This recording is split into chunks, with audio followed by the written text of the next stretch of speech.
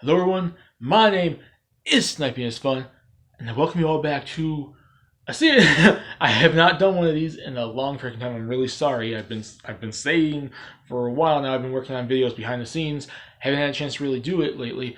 But yes, it's the return of the 5 list of what I'm dubbing season 2 since I brought them back months ago. The 5 list, and I've been working on them in the background of doing all those live streams and doing stuff from work and whatnot, my drawings and whatnot.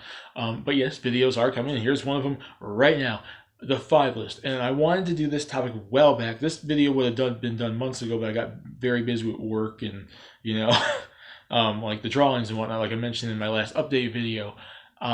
So this video is just a few months late, but I wanted to do this one anyways, and various other videos in the 5 list are going to be on similar topics, but it's going to be on RPG video game franchises, and 5 I feel need to make a return. Since gaming has been created, a lot of RPGs, both Western RPGs and Japanese RPGs, have been created, and numerous ones have built the foundation for this genre throughout the years, and a lot of franchises have either died off or been forgotten by their companies, and this same ideal can apply to other genres as well. It's not exclusive to RPGs. For all you gamers out there, a crap ton of companies have forgotten about a crap ton of their franchises over the years, and stuff just seems to be buried in the wayside. But yes, this is going to be about RPGs, and there's been a lot of RPG franchises, role-playing games, that we have not seen have a new release in a long freaking time. And I wanted to pick the 5 I think are the most deserving. Now, does that mean that they're the 5 that are the only deserving? No, I could probably name 10. I could probably name 15. I could probably name 50 RPG franchises that haven't had a game in freaking forever. And I could probably do a list on that if I truly so really wanted to. But I want to, in correlation to the 5 list, I have to limit it to 5. So this is going to be Sniping is Fun's Sniping is Fun's the 5 RPG game franchises that need to make a return. And the first one I want to talk about is a franchise that has gotten a small bit of life lately because of a game on it being in the PlayStation Classic release like last year. And it does have a somewhat, even though gamers hate these type of things, game released lately in terms of like mobile phones, and that would be the Wild Arms franchise. The Wild Arms franchise has been a pretty cool, RPG franchise. I never played the entirety of the series. I never got into it way back when. I used to have the second one on the PS1, and I never really got into it until I started playing like the third one and going back on the PlayStation Classic, the first one and whatnot. So I wasn't a fan back then, but I kind of got into it over the years. I'm not a huge fan like a lot of old school, like a lot of people who grew up with it probably are and are demanding a return for it. But I enjoy the series, and I see what people see in this. It's very different from either a super sci-fi RPG or a super, fantasy, elves and orcs type RPG. It's set in the Old West. It's a old Western RPG with all your cowboys and cowgirls and the bronco, the horse riding and gunslinging. It's a really cool, unique take on an RPG franchise. And the first game came out on the on the PlayStation 1, which, like I said, was released in the PlayStation Classic. It was released in 1996 on the PlayStation 1. There's 8 games in the series. This series has had like main numbered entries, spin-offs, and the last one we've technically seen is recent. It is 2018. It's last year, Wild Arms Million Memories.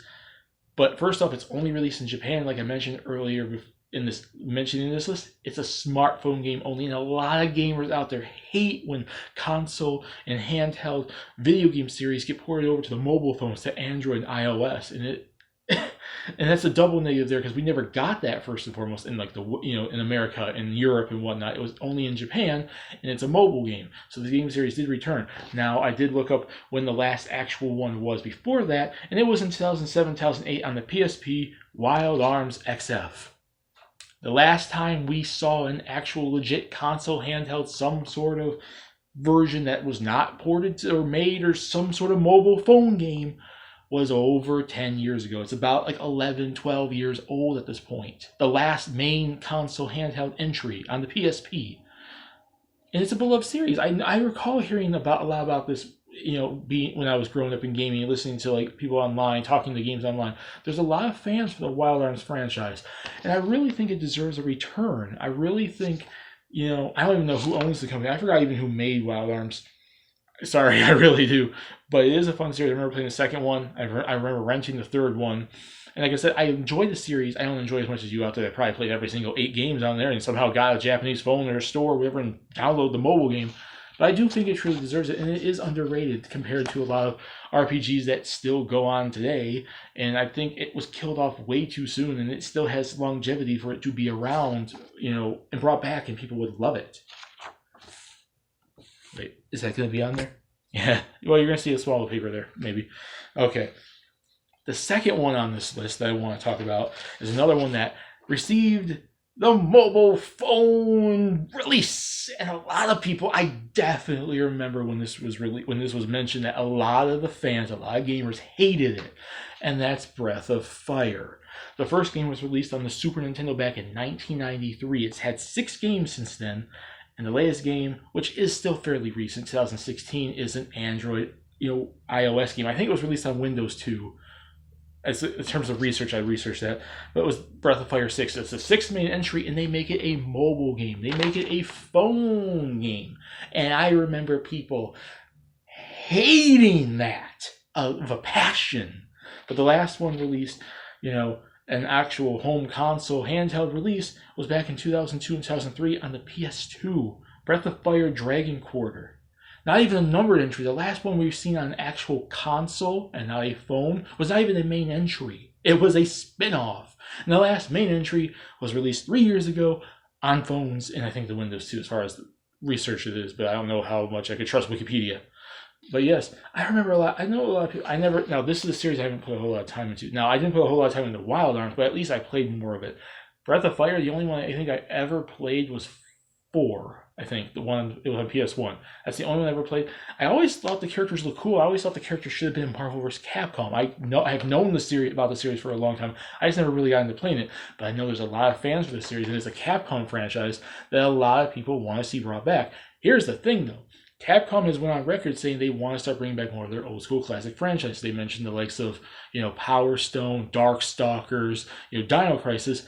Hey, Capcom, can Breath of Fire 6 be released on like the Switch or PS5 or something? Or maybe a dual release, multi-platform on the Switch and the PS5. Would be freaking awesome. Capcom, this is definitely a franchise I think you should be brought back. I want to start getting more into the games of it. I know fans of the series want to see the series brought back. Breath of Fire is an RPG series that definitely deserves to be making a comeback.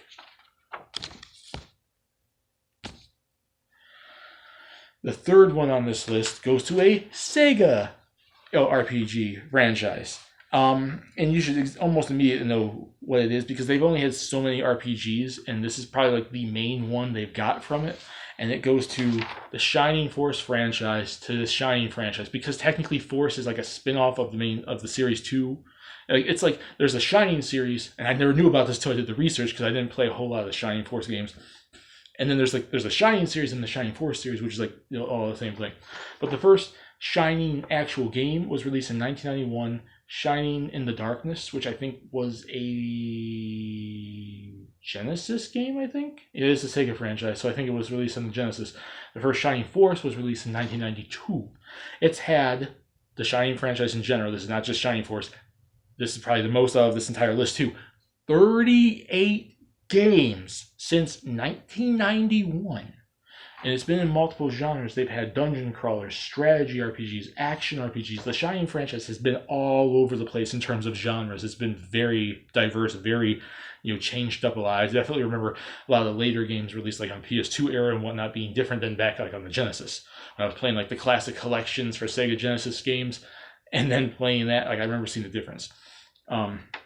The latest game I think that was released is very recent because it was this year technically, was Blade Arceus Rebellion from Shining, released in 2019 on the Switch and the PS4.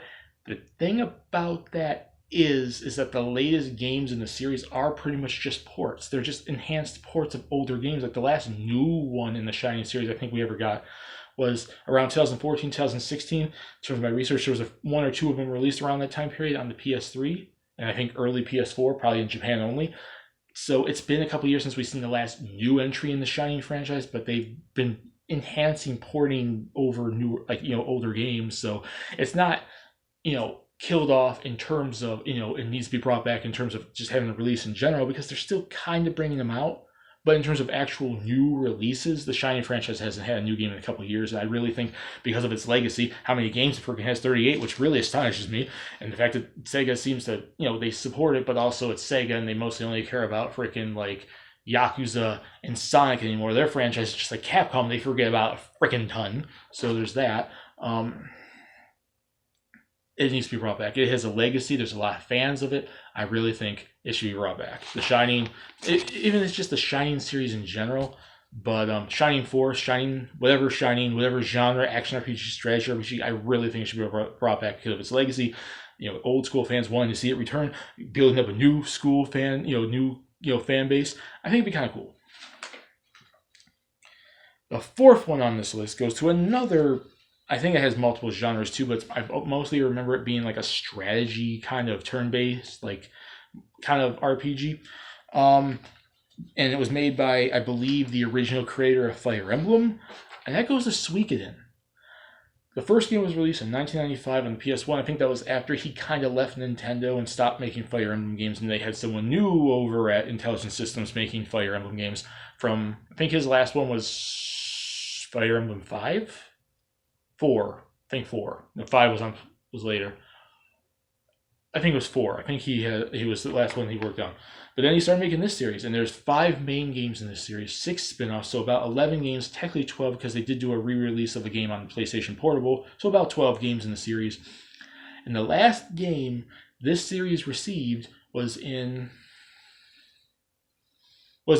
internationally at least, was in 2006 on the PS2 with Suikoden 5. Now, they do have, in terms of a couple years ago in 2012 on the PSP, a Japan-only release.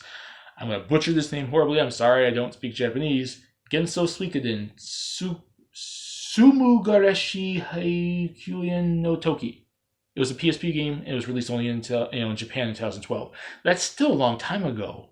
That's like 7 years ago, and in terms of an international release, it's been pretty much almost freaking 14 years since the last Suikoden was made that was released outside of Japan. I remember this series being fairly beloved, and I do remember playing at least 1 or 2, maybe 3 of these games. I really think Suikoden should be brought back. It's a beloved franchise from Tecmo Koei, was it? I think it's Tecmo Koei. I'm not fully sure, I forgot. But it's a beloved, like, strategy RPG series like Fire Emblem and Final Fantasy Tactics and Disgaea and whatnot. You pick a certain amount of units, put them in the battlefield and whatnot. And I do think they've done spin-offs, because I do definitely remember one of the PS2 games being like an action RPG, dungeon crawler type thing. So they have diversified the genre and switched it up a little bit and were different than original. So I would say any of them, but I'd say classic Suikoden gameplay would be the best, especially given that everyone loves Fire Emblem now, and Fire Emblem has, Fire Emblem Three Houses is selling bugaloads. Hey, make a new Suikoden for the Switch and capitalize on that. You're good to go. So yeah, I definitely say Suikoden should definitely come back.